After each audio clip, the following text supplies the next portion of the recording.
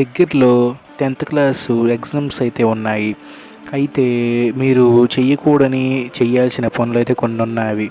అవైతే చెప్తాను, జాగ్రత్తగా మీ మైండ్లో అయితే నోట్ అయితే చేసుకోండి. మీలో ఎంతమంది 10th క్లాస్ చదివే వాళ్ళు ఉన్నారు? ఒకసారి వీడియోకి లైక్ చేసి కామెంట్ అయితే చేయండి. ఇక వీడియోలోకి అయితే వెళ్ళిపోదాం.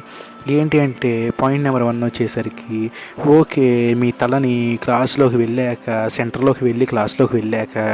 ఓ తిప్పమాకండి అటు ఇటు తలకాయ లేకుండా మీ కాన్సంట్రేషన్ మొత్తం మీ పేపర్ పైనే ఉండాలి. మీ క్వశ్చన్ పేపర్ ఏంటి, ఎలా ఉంది అనేది చూడండి.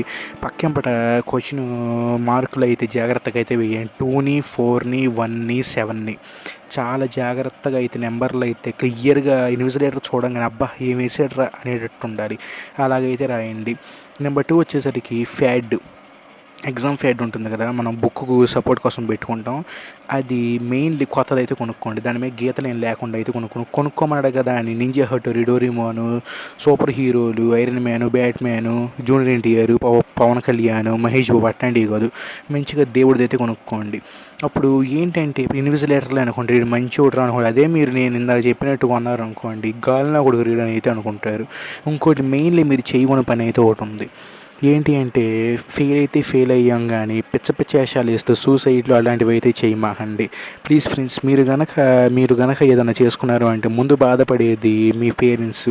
మీరు చచ్చినంత మాత్రాన ఏమన్నా పాస్ మార్కులు ఏమన్నా వస్తాయా? మళ్ళీ ట్రై చేయని